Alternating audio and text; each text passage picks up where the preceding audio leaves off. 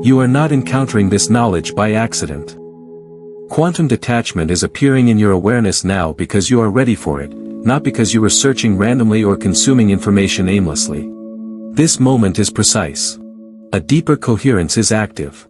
A version of you that already exists beyond your current circumstances has been moving toward this recognition, and what you are experiencing now is the echo of that alignment reaching the surface. This is remembrance. Not through force, but through resonance. Quantum detachment does not arrive early, and it does not arrive late. It arrives when the identity has reached the limit of control. When effort has been exhausted. When trying harder no longer produces movement. If you feel that techniques have stopped working the way they used to, if manifestation feels heavier instead of lighter, this is not regression. This is preparation. The field does not respond to desperation. It responds to readiness. Part of you already knows this. Not intellectually, but vibrationally.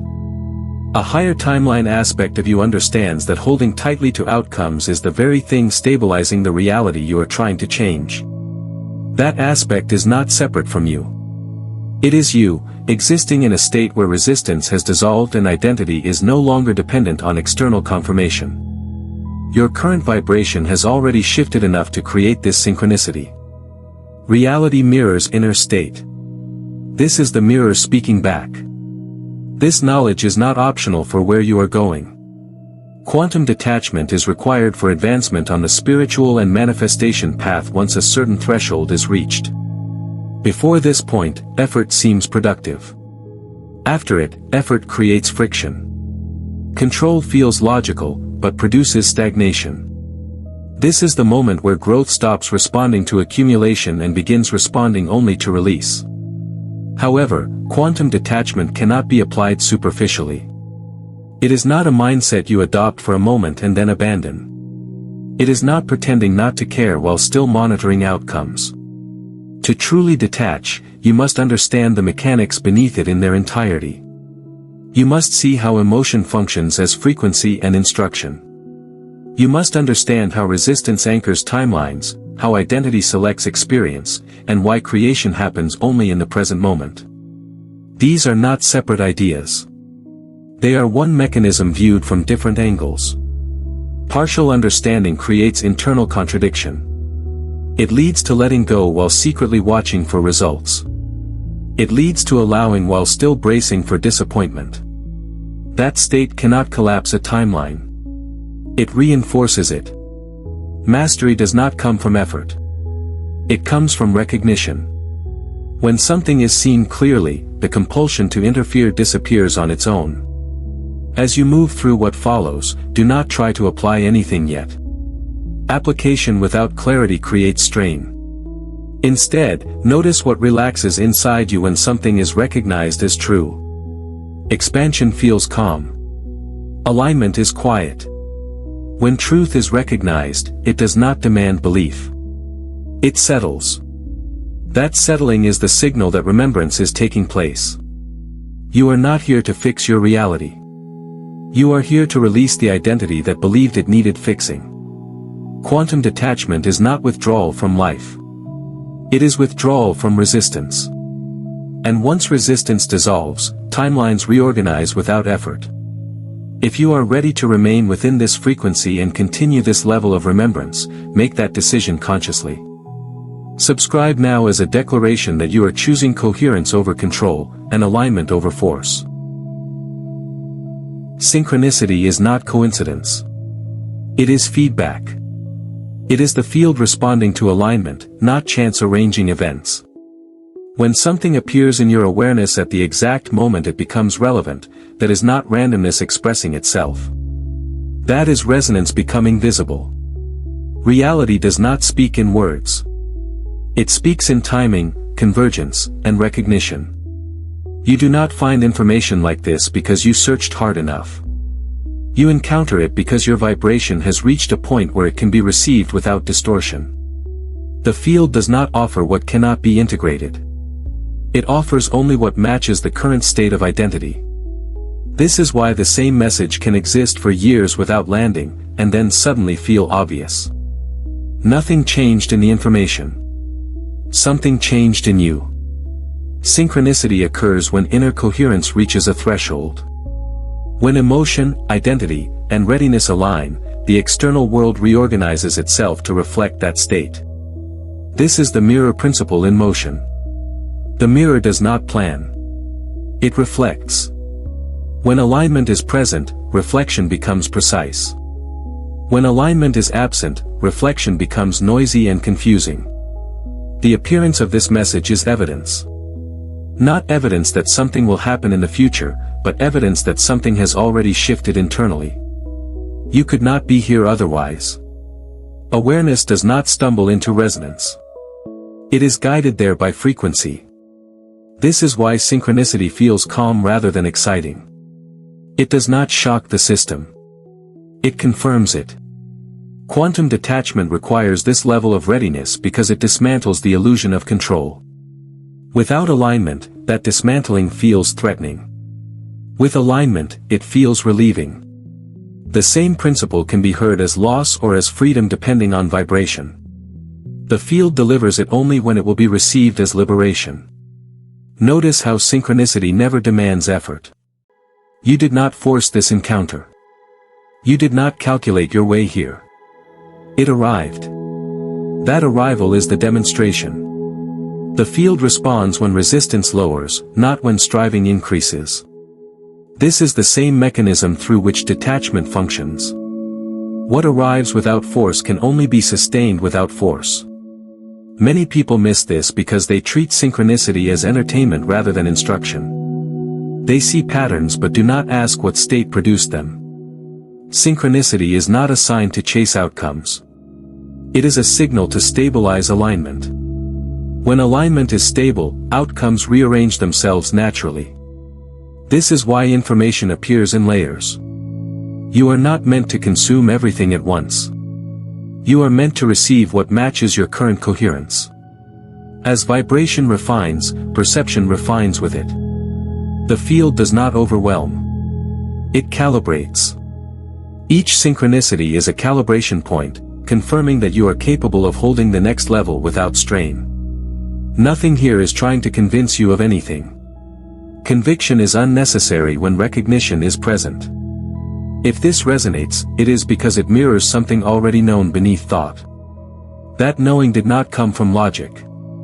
It came from alignment. This is the function of synchronicity. It is reality saying yes. Not to effort. Not to desire. But to coherence. When coherence is present, guidance appears automatically. And when guidance appears, it is because the identity is ready to move without resistance. You are not being pulled forward by fate. You are being met by alignment. This is how the field communicates readiness. This is how you know you are prepared to integrate quantum detachment, not as an idea, but as a lived state. Advancement does not happen the way most people expect it to. At the beginning of any spiritual or manifestation journey, growth feels additive. You learn a technique. You apply a method. You refine a practice. And for a time, this works, because awareness is expanding and identity is flexible. But there is a point where accumulation stops producing movement. Not because you are doing something wrong, but because the direction of growth has changed. At a certain threshold, adding more does nothing. More techniques create noise. More effort creates friction. More trying creates pressure. This is the moment many people misinterpret as stagnation or failure. In truth, it is the signal that advancement now requires release, not acquisition. The system has reached capacity. Expansion can only continue by letting go. This is a universal pattern. Growth always begins by building, and matures by shedding. What once supported expansion eventually becomes weight. Old strategies, old identities, even old successes can become anchors when they are held past their usefulness. The field does not respond to what you know. It responds to what you are willing to stop gripping. Quantum detachment emerges at this exact point. Not as a new technique to master, but as the absence of unnecessary tension. It is not something you add to your practice. It is what remains when resistance is removed. This is why it cannot be forced. You cannot accumulate your way into detachment. You arrive there by releasing the identity that believes effort is the source of power. Many people attempt to advance by optimizing control. They refine visualization. They perfect affirmations. They monitor their thoughts. But control is a strategy designed for uncertainty. When control becomes dominant, it signals that trust has weakened. And when trust weakens, alignment fractures. The result is more effort producing less response. Release works in the opposite direction. When resistance dissolves, alignment stabilizes. When alignment stabilizes, the field responds without negotiation. This is not mystical. It is mechanical. Reality mirrors internal state. A relaxed state reflects flow. A tense state reflects obstruction. This is the law. Outdated identity structures are the primary source of resistance. Identities built around struggle, proving, fixing, or becoming carry emotional weight. They assume something is missing. That assumption instructs the field to maintain lack. Releasing those identities feels unfamiliar at first, because effort has been mistaken for worth. But once released, coherence replaces strain. This is why advancement feels lighter at higher levels, not heavier. When release is correct, relief follows immediately. Not because outcomes have changed yet, but because resistance has stopped generating friction. Calm is the indicator. Ease is the confirmation. Expansion without calm is not expansion. It is tension disguised as progress. Quantum detachment is unavoidable once this threshold is reached. You cannot go back to accumulation without feeling its inefficiency. The nervous system knows. The body knows. Trying harder feels wrong. Holding tighter feels exhausting. This is the field guiding you forward by removing the effectiveness of old patterns. You are not being asked to give up desire. You are being asked to give up resistance. Desire expands. Resistance contracts. When resistance is released, desire no longer feels urgent. It becomes natural. And when desire is natural, reality reorganizes itself to reflect it. This is the turning point. Not toward more knowledge, but toward less interference.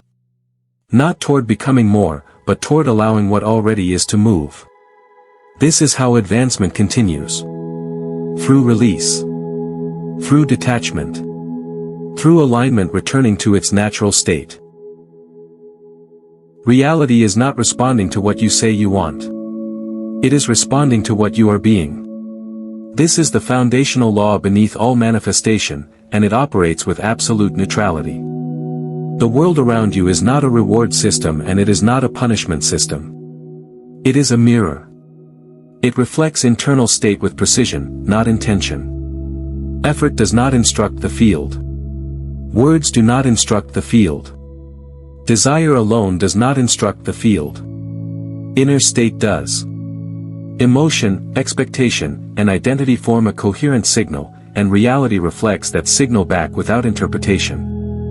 This is why two people can want the same outcome, take similar actions, and experience completely different results.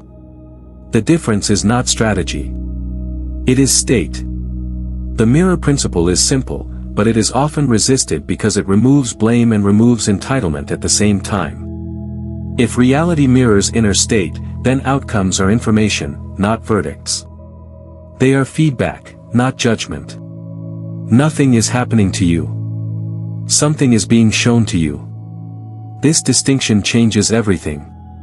When an outcome is undesired, the instinct is to push against it. To fix it. To override it with more effort. But pushing against a reflection only reinforces the signal that produced it. The mirror does not change because you argue with it. It changes when what stands before it changes. Not through force, but through coherence. This is why trying harder often produces diminishing returns. Effort layered on top of misalignment amplifies friction. Action taken from tension instructs the field to reflect more tension. Action taken from calm instructs the field to reflect flow. The action may look identical. The state is not. The mirror responds only to the latter. Seeing reality as a mirror removes the need for self-judgment. If an experience feels heavy, it does not mean you have failed. It means there is resistance present. Resistance is not wrong. It is simply information. It points directly to where alignment has drifted. When feedback is used correctly, it guides rather than discourages. This is where most people misunderstand manifestation. They treat outcomes as proof of worth or failure. In doing so, they emotionally charge the reflection, which locks it in place. The mirror principle asks for a different response. Neutral observation. Recognition without reaction. When reaction dissolves, the signal changes naturally. If this law is landing for you right now, if something in your body is relaxing rather than tightening, that is recognition taking place. Recognition is not dramatic. It is quiet. It feels like something clicking into place. If you are experiencing that, take a moment to physically confirm it by hitting the like button. Not as approval, but as an acknowledgement that this principle is being seen rather than resisted. Once outcomes are seen as feedback, control becomes unnecessary. You no longer need to manage reality. You need only to notice what it is reflecting and adjust internally. This is where power returns. Not the power to force change, but the power to allow change by shifting state. Reality will never argue with you. It will never explain itself.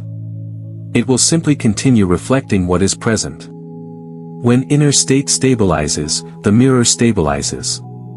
When resistance softens, the reflection follows.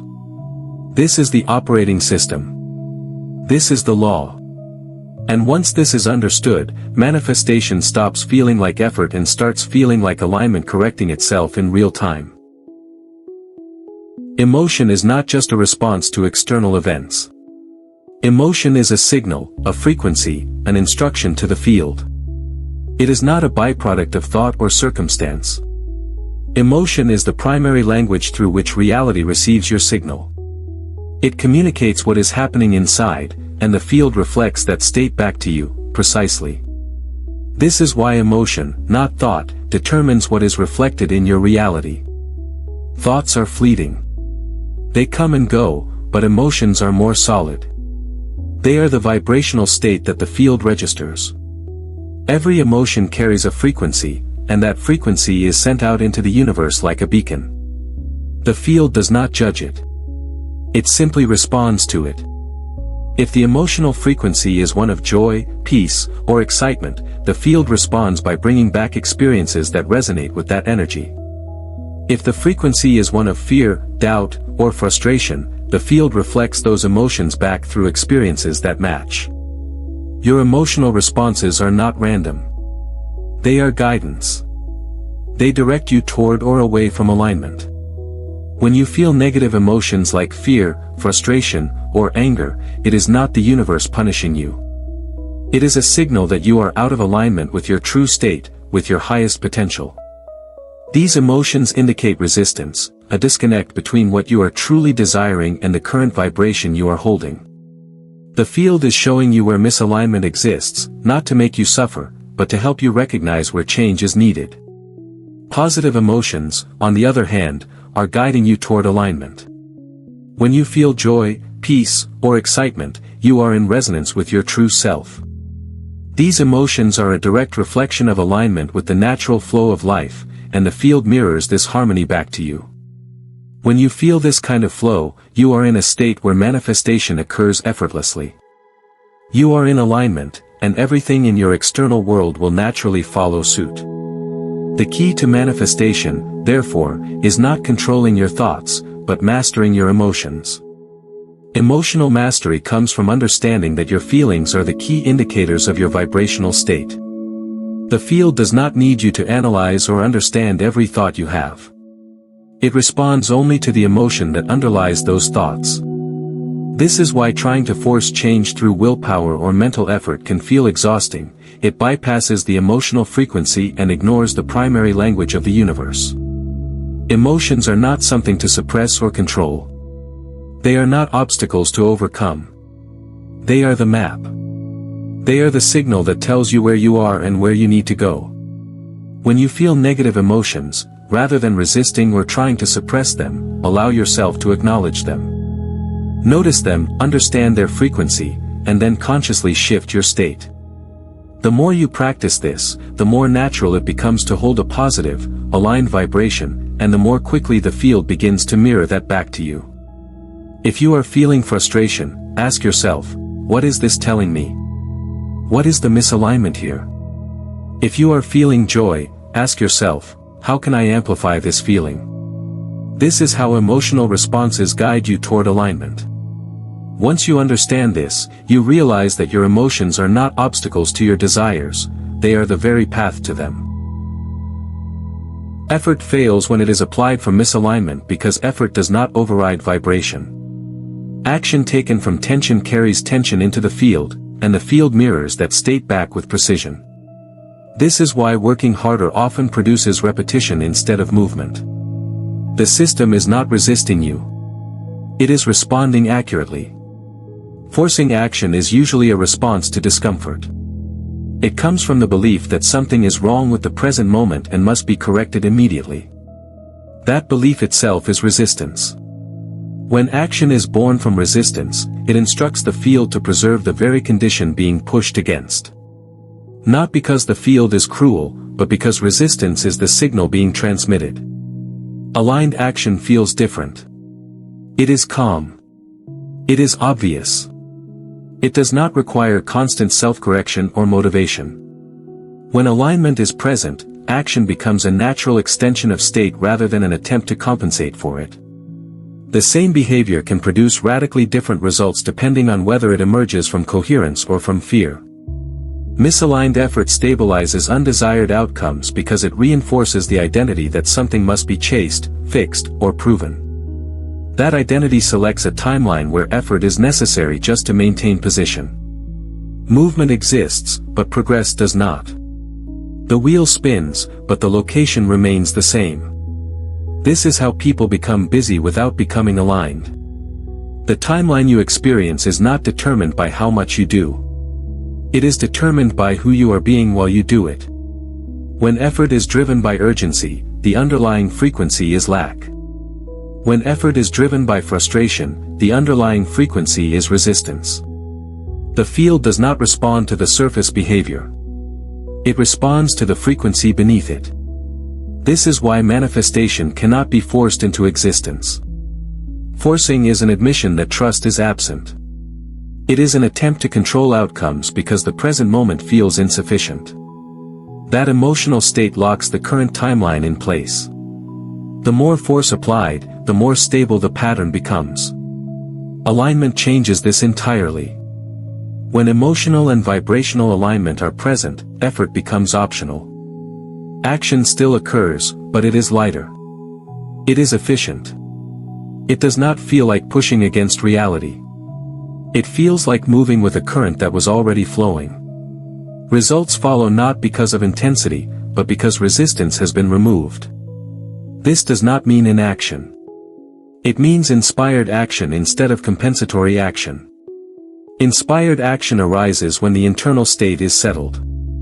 Compensatory action arises when the internal state is unsettled. One expands timelines. The other reinforces them. This is the distinction that changes everything. If you are honest with yourself, you can feel the difference immediately. You know when you are acting to escape discomfort versus acting from clarity. The body always knows. Tightness, urgency, and exhaustion are signals of misalignment. Calm focus and steadiness are signals of coherence. This is not a call to stop acting. It is a call to stop acting against yourself. Before any effort, alignment must come first. Otherwise, effort simply polishes the surface of a timeline you no longer wish to inhabit. Take a moment now to recognize where effort has replaced alignment in your own experience. Not with judgment, but with clarity. And if this recognition is landing, declare it. Comment and state where you have been forcing instead of allowing. That declaration is not for visibility. It is for alignment. Desire is natural. It is expansive. It moves outward without tension. Attachment is different. Attachment is desire fused with fear. Fear of loss. Fear of not receiving. Fear that without a specific outcome, something about you is incomplete. This is the distinction that quietly determines whether movement is fluid or blocked.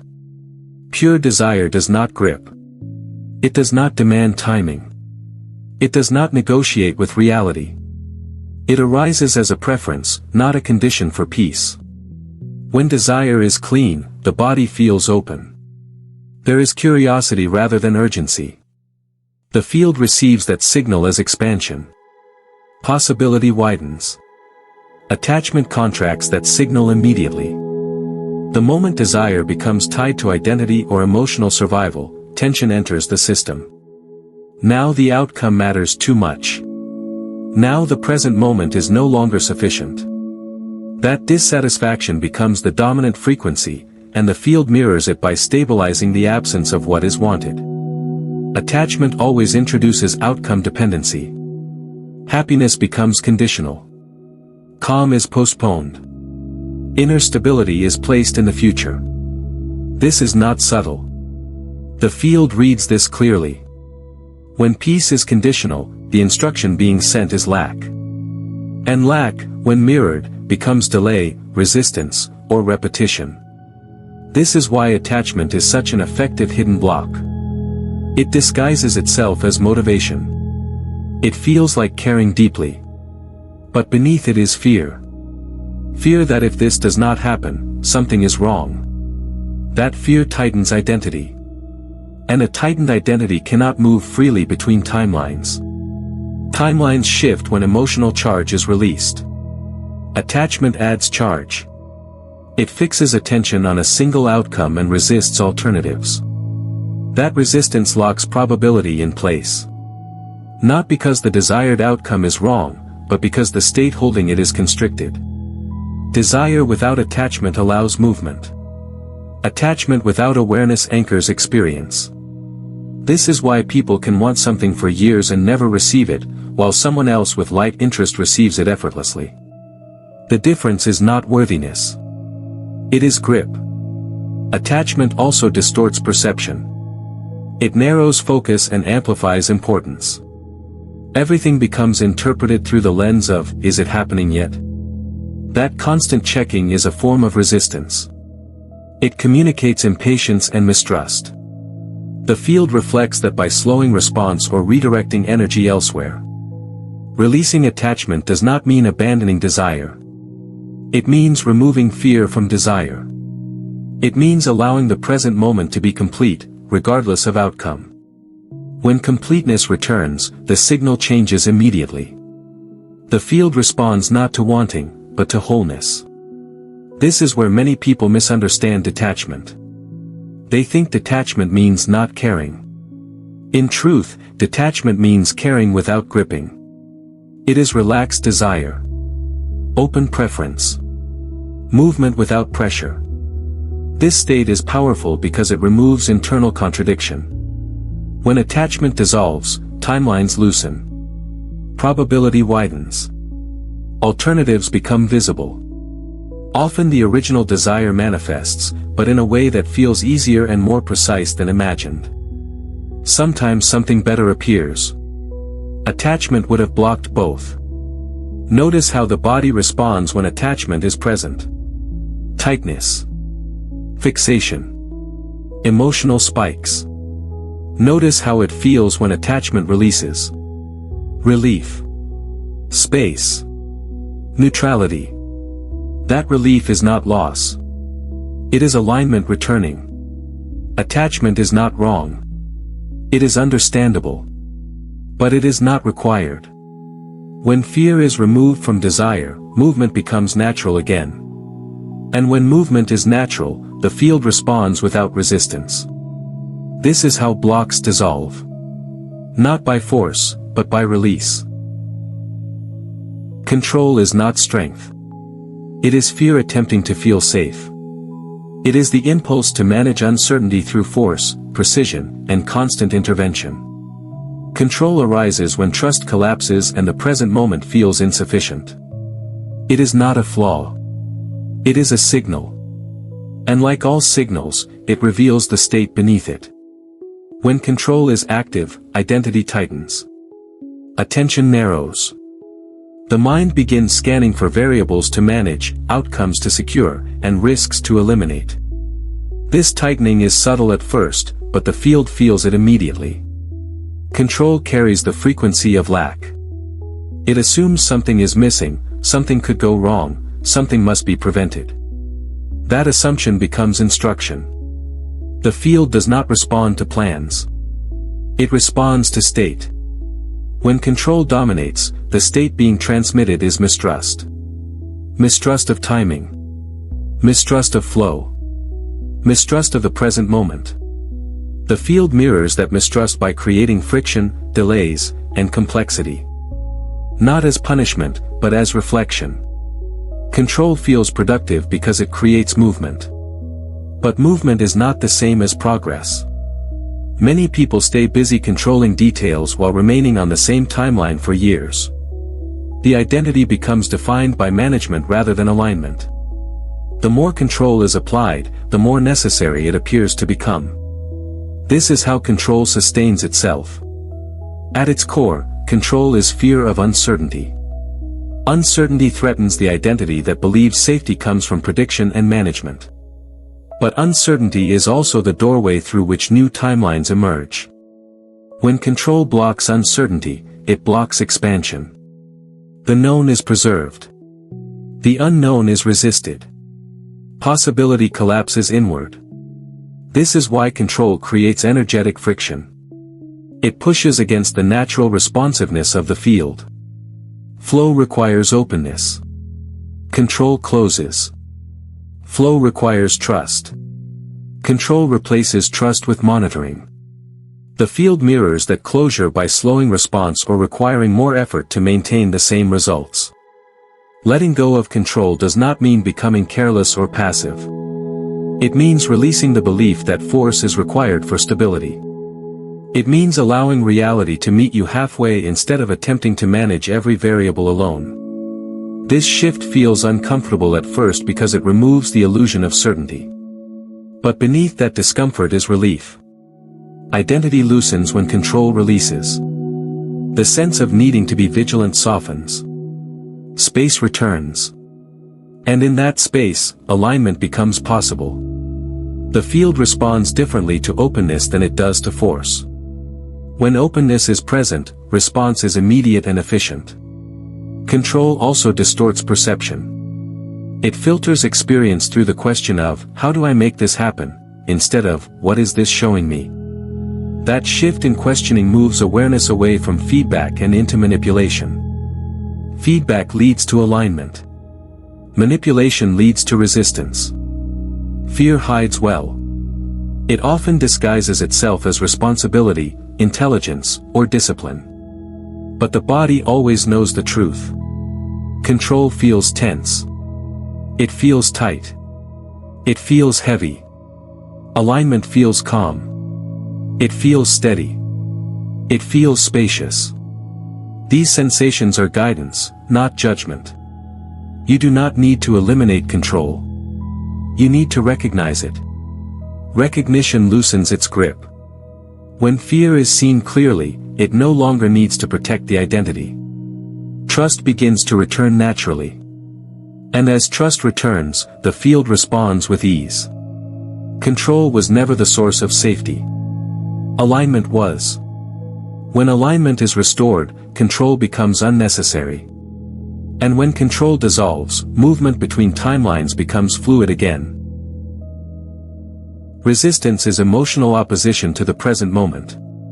It is the inner statement that something should not be happening, should already be different, or must be corrected before peace can return. This opposition may be subtle or intense, but its effect is the same. It stabilizes the current timeline by giving it energy. What you resist, you reinforce. Not as punishment, but as physics. Resistance adds charge. Charge anchors experience. When emotion pushes against what is, the signal sent to the field is conflict with the present state. The field mirrors that conflict by preserving the conditions being opposed. This is how timelines become rigid. Resistance is often misunderstood as discernment or motivation. It can sound like determination or self-improvement. But beneath it is rejection of now. And rejection of now removes access to movement. Timelines do not shift through rejection. They shift through release. The present moment is the only place where collapse can occur. Collapse does not mean destruction. It means withdrawal of energy. A timeline exists only as long as attention and emotional charge sustain it. Resistance supplies both. When resistance is present, attention stays locked on the unwanted condition, and emotion continues feeding it. The timeline remains intact. This is why trying to escape a situation emotionally keeps it alive. Wanting it gone creates focus on its existence. Fighting it validates its importance. The field does not distinguish between attraction and aversion. It reads intensity. Resistance is intense. And intensity sustains form. Allowing is not agreement. It is not approval. It is recognition without opposition. When you allow the present moment to be as it is, the emotional charge begins to dissolve. The signal changes from conflict to neutrality. Neutrality removes fuel. Without fuel, timelines lose structure. This is counterintuitive to the conditioned mind. The mind believes change requires opposition. But opposition strengthens what it targets. Release weakens it. When resistance drops, identity loosens. When identity loosens, attention detaches. And when attention detaches, the timeline begins to decay. Resistance also distorts perception of time. It creates the feeling of being stuck, delayed, or trapped. That feeling is not caused by circumstance. It is caused by emotional fixation. When fixation releases, time feels fluid again. Possibility re-enters awareness. Notice how resistance feels in the body. Tightness. Heat. Compression. Urgency. These sensations are not enemies. They are indicators. They show where energy is being bound. When these sensations are met without opposition, they soften. And when they soften, the field receives a new instruction. This is why quantum detachment is so effective. It does not fight the timeline. It starves it. By removing resistance, emotional charge collapses. The timeline no longer has a reason to persist. Collapse happens naturally, without force, without effort, without struggle. You do not collapse timelines by pushing them away. You collapse them by withdrawing the identity that needed them to be different in order to feel whole. Wholeness in the present moment dissolves resistance automatically. And when resistance dissolves, movement resumes. The moment you stop arguing with now, now stops repeating itself. This is the law. Quantum detachment is not withdrawal from life. It is not emotional shutdown, indifference, or pretending not to care. Quantum detachment is the precise act of releasing emotional dependence on outcomes while remaining fully present, engaged, and responsive to the moment. It is not disengagement. It is clarity without grip. Most misunderstand detachment because they associate caring with tension. They believe that if they stop holding tightly, something will be lost. In truth, what is lost is resistance. Detachment does not remove desire. It removes fear from desire. It does not weaken intention. It purifies it. Emotional dependence on outcomes means inner stability is postponed. Peace is delayed until something happens. Fulfillment is conditional. When this dependence is active, the present moment is experienced as a problem to be solved rather than a place to stand. That dependency is what quantum detachment releases. Detachment does not mean you stop acting. It means action is no longer used to regulate emotion. You still move, decide, create, and respond, but you are no longer emotionally negotiating with reality. You are not watching for signs. You are not measuring progress for reassurance. You are no longer asking reality to validate your worth. This is why detachment is powerful. When emotional charge is removed from outcomes, identity loosens. When identity loosens, attention frees itself from fixation. And when fixation dissolves, timelines become fluid. The field responds to this fluidity immediately, because it is no longer receiving contradictory instructions. Avoidance looks similar on the surface but feels different internally. Avoidance suppresses emotion. Detachment allows emotion to pass without attachment. Apathy is numbness. Detachment is clarity. Giving up is resignation. Detachment is trust. These states are not interchangeable, and the body always knows which one is present. In detachment, emotion still arises, but it does not dictate direction. Desire still exists, but it does not control identity. Outcomes still matter, but they no longer define inner stability. This is what allows the present moment to become complete. And completeness is the signal the field responds to most efficiently. Quantum detachment also requires presence. You cannot detach by dissociating into thought or future outcomes. Detachment happens here. Now. It is the choice to be fully with what is, without needing it to be different in order to be whole. This is why detachment collapses resistance so quickly. Resistance cannot survive presence. When detachment is genuine, there is relief. Not because circumstances have changed yet, but because internal struggle has ended. That relief is the confirmation. It tells you resistance has released and alignment has returned. From this state, action becomes inspired rather than compensatory. Detachment is not something you practice occasionally. It is a shift in relationship to reality. It is no longer asking, how do I make this happen, and instead resting in, I am complete regardless. From that completeness, reality reorganizes without pressure. Quantum detachment is the art of allowing without withdrawing, caring without gripping, and moving without forcing. It is not passive. It is precise. And once understood, it becomes the most direct way to collapse timelines that no longer match who you are. Allowing is often misunderstood as weakness, passivity, or surrendering control. In truth, allowing is relaxed authority. It is the state that emerges when trust replaces tension and coherence replaces effort. Allowing does not mean you stop participating in life. It means you stop fighting it. When you allow, you are not waiting helplessly. You are standing firmly in the present moment without resistance. You are no longer attempting to bend reality to ease internal discomfort. That shift alone changes everything. The field responds not to urgency, but to stability. Allowing stabilizes the signal. Force introduces friction. Allowing removes it. Friction is created when inner state and outer reality are in opposition.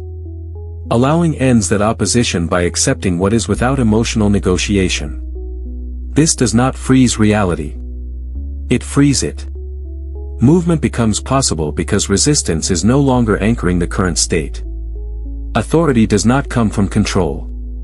It comes from coherence. When inner state is settled, the need to intervene constantly disappears. This is the paradox. The less you try to manage outcomes, the more responsive reality becomes. The field mirrors calm with efficiency. Allowing also sharpens perception. When resistance drops, awareness widens. You stop filtering experience through fear and urgency. Subtle cues become visible. Timing becomes clearer. Action becomes obvious rather than forced. This is why allowing often feels like things falling into place. They are not falling. They are responding. Many confuse allowing with doing nothing. But doing nothing from fear is different than resting in trust. Allowing is active presence without strain. It is engagement without attachment. You still choose, act, and respond, but your actions are no longer attempts to override the moment. They are responses to it. The field is highly responsive to coherence. When your internal state is unified, external circumstances reorganize rapidly. When your internal state is fragmented by resistance, the field mirrors fragmentation. Allowing restores unity. It sends a clean signal. Clean signals receive clean responses. This is why allowing feels powerful after the initial discomfort passes. The discomfort comes from releasing control. Control has been mistaken for safety. When it dissolves, there is a brief sense of uncertainty. But beneath that uncertainty is relief. The body recognizes the absence of tension immediately. Allowing also dissolves urgency. Urgency is the belief that something must happen now for you to be okay. That belief creates pressure. Pressure distorts timing. When urgency drops, timing corrects itself. The field no longer needs to slow things down to match your state. It can move freely. Coherence is contagious. When you allow, the people, situations, and opportunities around you reorganize to meet that state. Some things accelerate. Some things fall away. Both are signs of alignment. Allowing does not cling to either. It remains open. This is why allowing invites responsive movement rather than forced outcomes. You are no longer pushing against the current. You are standing in it. And currents carry what does not resist. Allowing is not passive waiting. It is present authority without tension. It is trusting the field to meet you when you stop interfering. And once you experience how quickly reality responds to this state, force becomes unnecessary. Flow becomes normal. The present moment is the only point where creation occurs. It is the singular access point for all shifts, all changes, and all movement between timelines. The past is gone, and the future has not yet arrived. There is only now. And now is where everything unfolds. Most people live their lives either looking back or looking forward. The past pulls them through regret, fear, or nostalgia, and the future drives them with anticipation, worry, or expectation. Both time frames distract from the only place where change is possible, the present. Creation does not happen in the past. The past has already been made. It is a record. Creation does not happen in the future either. The future is an idea, an imagined state. The only time anything is created is now. This is why timelines shift when awareness is anchored into the present moment. The present is where the future becomes possible. Quantum detachment allows this shift by grounding your attention fully into the now. When you detach from outcomes, you stop using the future as a tool for stability. You stop waiting for something to happen to feel complete. Detachment frees you from this conditioning and places you squarely in the present, where all creation is born. The present moment holds the power to alter your timeline because it is where alignment with your true self occurs. When you are aligned with the present, you are aligned with your highest potential. The field responds immediately to this alignment, because it recognizes the coherence of your energy. When you are fully present, free of attachment to outcomes, you create with ease. The resistance to being fully present is a function of fear that now is not enough, or that you are not enough in the now. These fears keep you tethered to a future that is imagined, or to a past that is no longer real. As long as your attention is pulled away from the present, you are not creating in the most powerful place possible. You are recreating the past or projecting a future that has not yet arrived. When you anchor your awareness in the present moment, you release the hold of these fears. You stop resisting what is. And in that non-resistance, the timeline begins to shift. Energy moves freely, and new possibilities emerge because the block of attachment is removed. The present moment becomes the doorway through which new timelines can enter. Being in the now does not mean doing nothing. It means acting from presence, not from fear.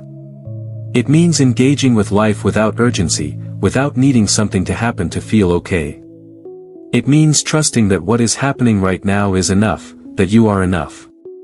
In this state, creation becomes effortless because you are no longer in opposition to the flow of reality. When you are present, you are aligned with the unfolding of your life.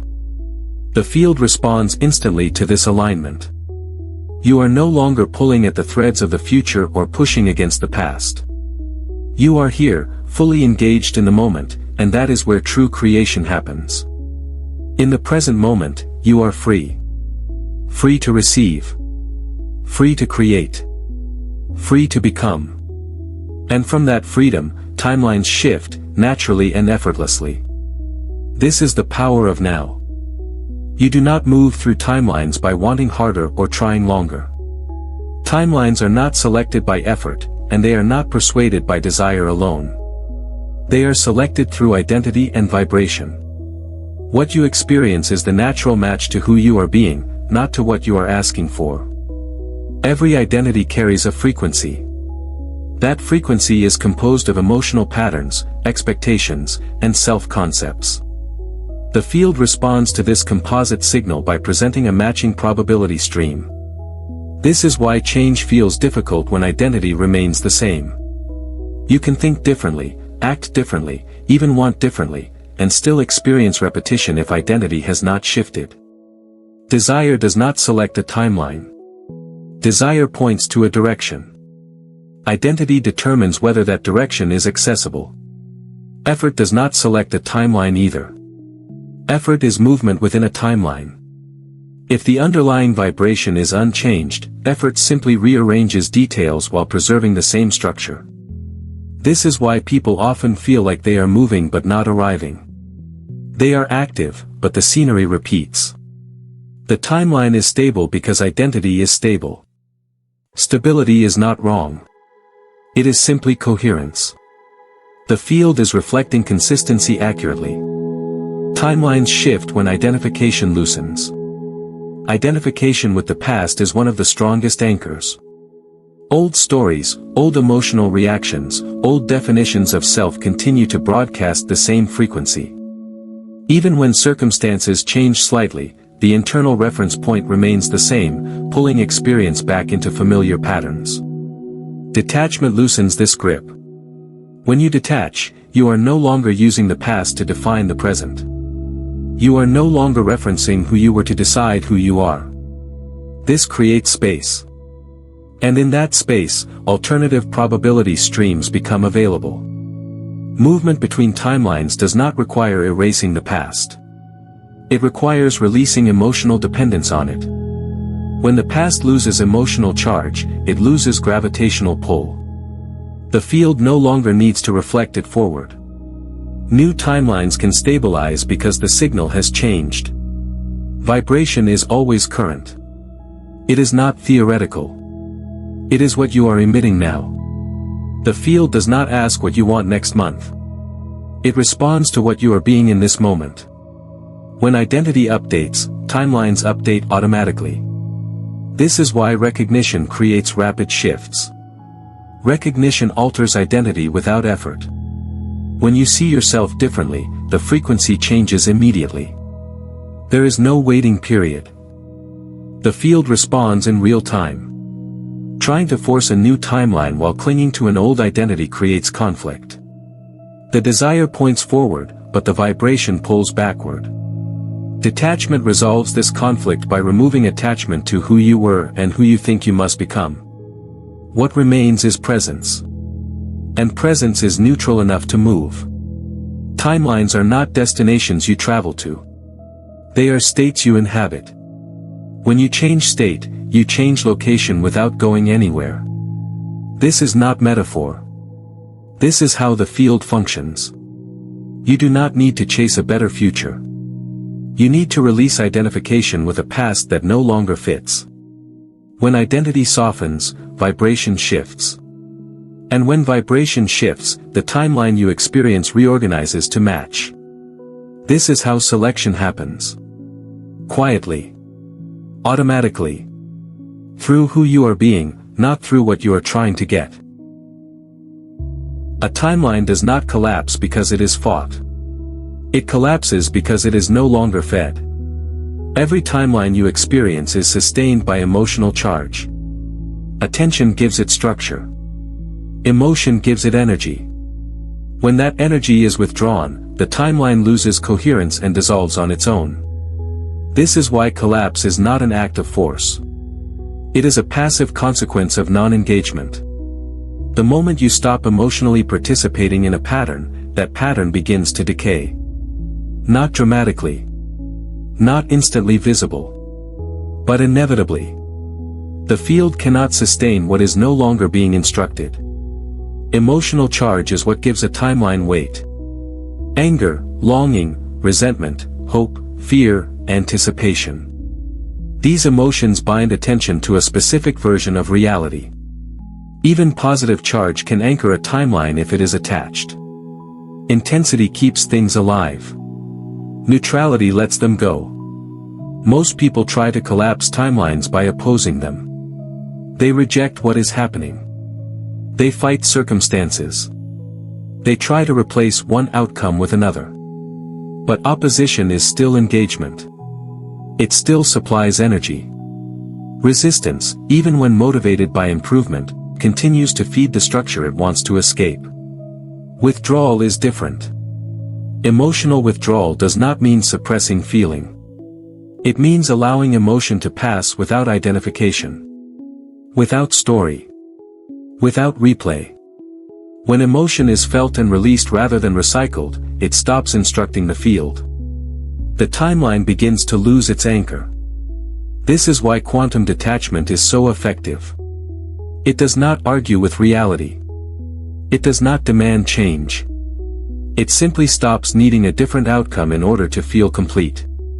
That completeness removes emotional dependence. And without dependence, there is no fuel. Collapse often feels like boredom before freedom. The pattern loses its emotional charge, but nothing new has stabilized yet. The mind may interpret this as emptiness or uncertainty. But this space is fertile. It is the moment between timelines. The field is recalibrating to a new signal. Timelines decay quietly. They do not announce their ending. They simply stop repeating. The triggers lose intensity. The circumstances lose relevance. What once demanded attention becomes irrelevant. This is not loss. It is release completing itself. The speed of collapse depends on consistency of withdrawal.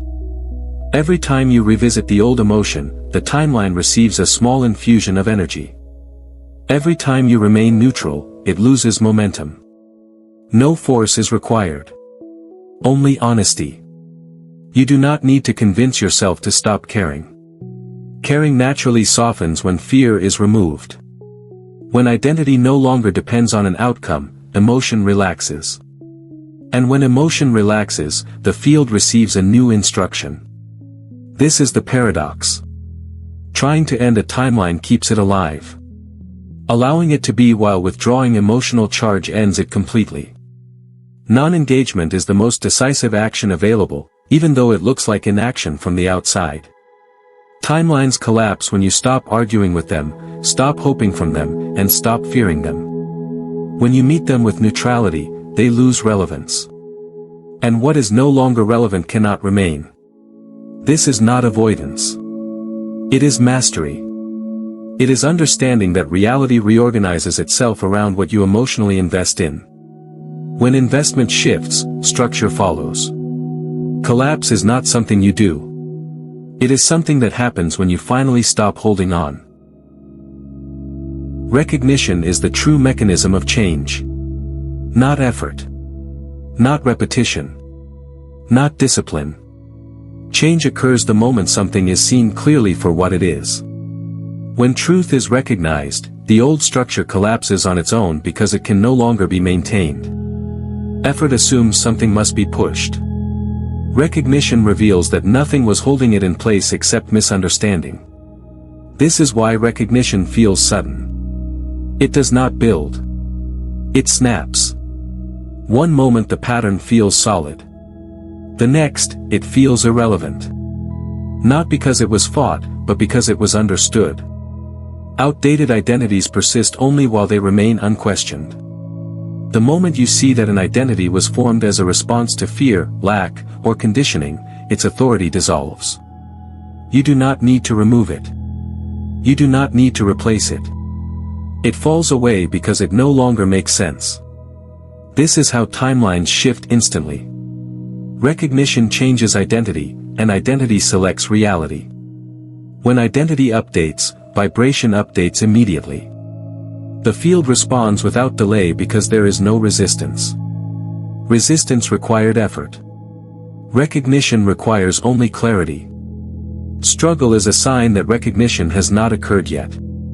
Struggle means you are trying to change something you still believe in. Once belief collapses, struggle ends. This is why force never creates permanent change. Force operates within the old identity. Recognition dissolves it. Recognition does not come from repetition. It comes from alignment. When inner state is coherent, truth becomes obvious. It does not need justification. It does not need motivation. It simply appears. And when it appears, the body relaxes. Relief is the signal that recognition has landed. This is why insight can feel more powerful than years of effort. A single moment of seeing can undo a lifetime of conditioning. Not because the past is erased, but because its meaning changes. When meaning changes, identity follows. And when identity follows, reality reorganizes. Recognition also cannot be forced. You cannot think your way into it. Thinking tries to control understanding. Recognition arises when resistance softens enough for truth to be seen.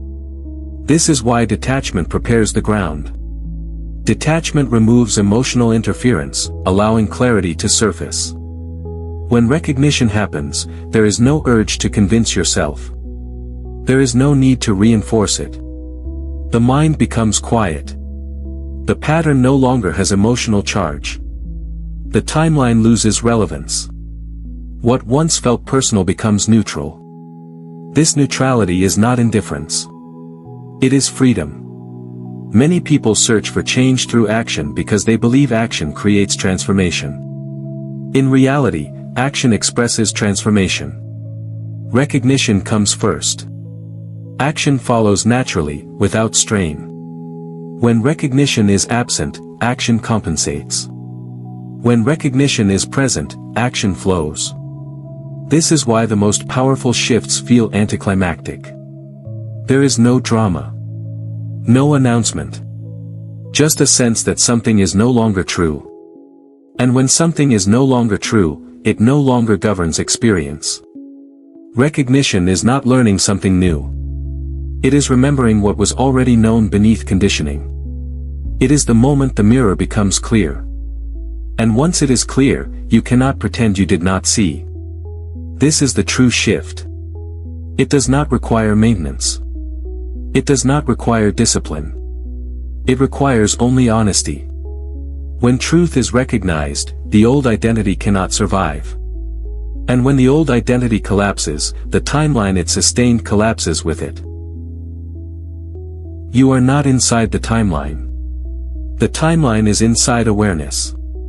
This distinction dissolves the illusion that you are a character trapped in a sequence of events, moving from cause to effect with limited control. You are not moving through reality. Reality is moving through you.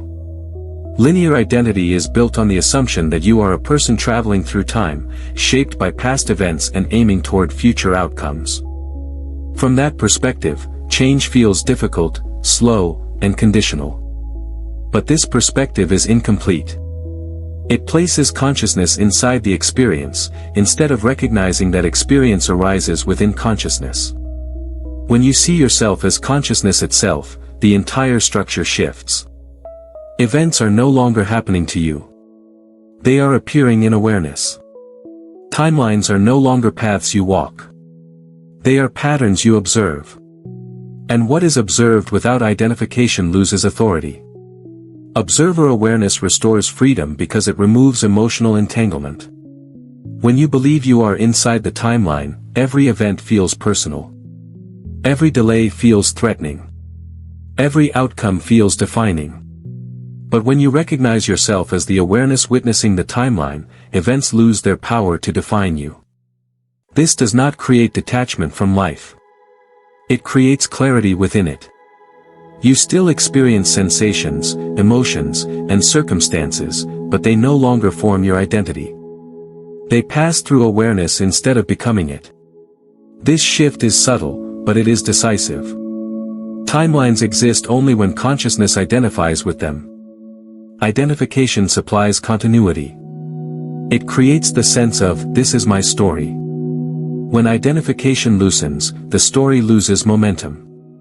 The timeline becomes one of many possible expressions, rather than a fixed path.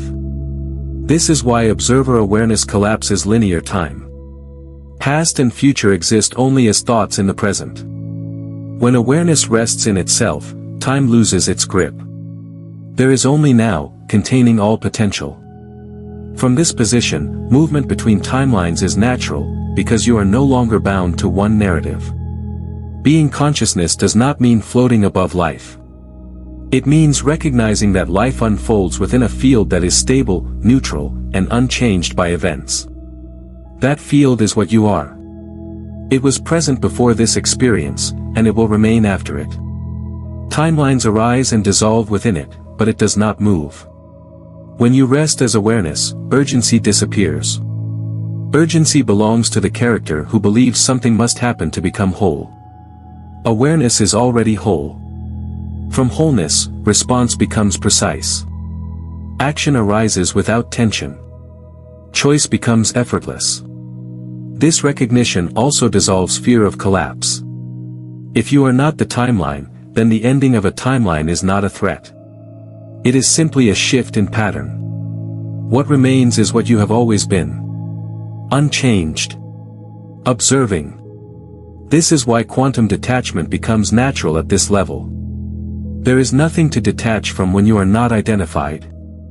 Outcomes lose their grip because they were never defining to begin with. The field responds quickly because there is no contradiction in the signal. You are not here to manage a timeline. You are here to witness and select through being. When awareness remembers itself, identity softens. When identity softens, timelines reorganize. Not because you made them change, but because you stopped believing you were inside them. This is the return to observer awareness. And from here, movement is effortless, because you are no longer trying to move at all. Detachment becomes sustained when it is no longer something you try to do, but something you naturally are. At first, detachment may feel like a conscious choice, a correction you make when you notice attachment or resistance arise. But over time, as recognition deepens, detachment stops requiring effort. It becomes the default relationship to experience. This happens because identity has shifted. When you no longer define yourself by outcomes, roles, or emotional reactions, there is nothing left to manage. The impulse to grip dissolves on its own. You do not remind yourself to detach. You simply notice that there is nothing to hold. Sustained detachment does not flatten life. It sharpens it. Emotions still arise, but they move through without sticking. Desire still exists, but it no longer carries urgency. Challenges still appear, but they are met without inner resistance. Life continues, but the friction is gone. When detachment stabilizes, the nervous system relaxes. There is less internal noise. Less mental rehearsal. Less emotional looping. This calm is not passive. It is alert, responsive, and clear. From this state, action becomes precise because it is no longer distorted by fear or expectation. Life responds differently to sustained detachment because the signal being transmitted is coherent. There is no contradiction between wanting and trusting, between acting and allowing. The field receives a clean instruction. As a result, responses feel timely, almost immediate. Not dramatic, but exact. Opportunities arise without being chased. Solutions appear without being forced. People and circumstances reorganize naturally. What does not match falls away quietly. What does match integrates effortlessly. This is not luck. It is alignment made stable. Sustained detachment also changes how contrast is experienced. Contrast no longer feels like a setback. It is simply information. Feedback arrives, is noticed, and passes. There is no emotional investment in resisting it. Because there is no resistance, contrast refines instead of hardening into patterns. This state cannot be faked or maintained through discipline. The moment detachment is used as a strategy, it becomes effort again. Sustained detachment arises only when there is nothing left to prove, fix, or protect. It is the natural expression of wholeness. From this place, life feels cooperative. Not because everything goes perfectly, but because nothing feels personal. Events no longer threaten identity. They inform it. And because identity is no longer rigid, it adapts fluidly. You may notice that timing becomes more accurate. Decisions feel obvious. Waiting feels neutral rather than frustrating. Action feels clean. These are all signs that detachment has become embodied rather than practiced. Importantly, sustained detachment does not remove care. It removes dependency. You still care deeply, but your inner state is no longer held hostage by outcomes. This is what allows love, creativity, and purpose to flow without burnout. When detachment is sustained, there is no need to monitor it. Monitoring implies doubt. Trust has already replaced doubt. The system runs itself. Alignment maintains alignment. This is not a peak state. It is a grounded one. Quiet. Stable. Ordinary in appearance, powerful in effect. From here, life unfolds with ease not because you are controlling it, but because you are no longer interfering. Detachment has become who you are. And from that state, reality responds as if it has been waiting all along. Leaving a timeline behind does not require confrontation. It does not require explanation, closure, or effort. A timeline ends when attention withdraws. When emotional investment dissolves, the structure that depended on it can no longer sustain itself. Reality reorganizes quietly, without ceremony. What you have been moving toward throughout this entire arc is not escape, but embodiment. Embodiment of detachment. Embodiment of presence.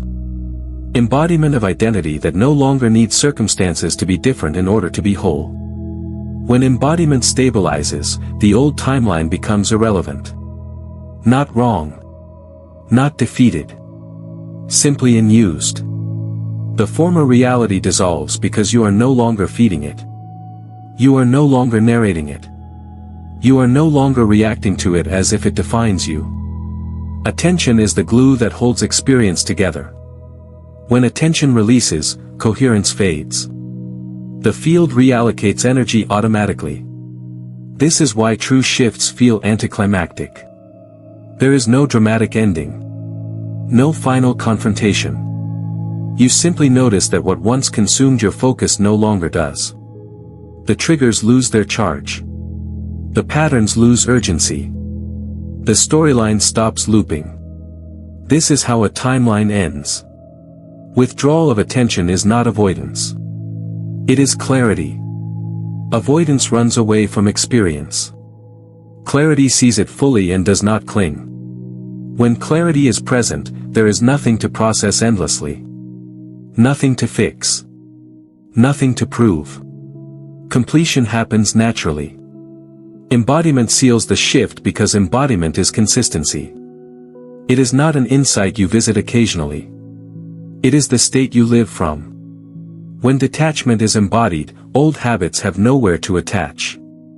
The nervous system no longer reaches for familiar tension. The identity no longer references the past to orient itself.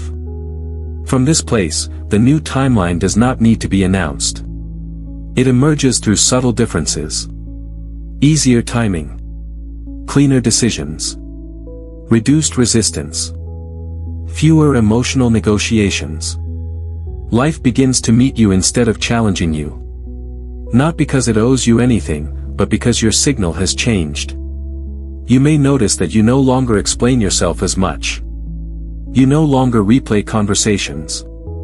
You no longer need to rehearse futures. These are signs that attention has returned to the present moment, where creation actually happens.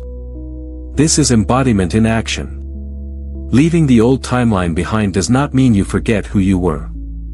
It means who you were no longer dictates who you are. Memory remains, but identification dissolves. Experience remains, but attachment does not. This is maturity of consciousness. Nothing here requires maintenance. You do not guard this state. You do not protect it. You simply live from it. And because it is lived, it remains stable. The field responds consistently because there is no longer contradiction between inner state and outer movement. The shift is sealed not by declaration, but by absence. Absence of resistance. Absence of urgency. Absence of emotional dependence. What remains is presence. Calm. Readiness without waiting. This is how timelines are left behind. Not by stepping away from life, but by stepping fully into it without grip. And if this resonance is complete for you, stay within this frequency and extend it outward by choosing to subscribe and share this with someone who needs to hear it.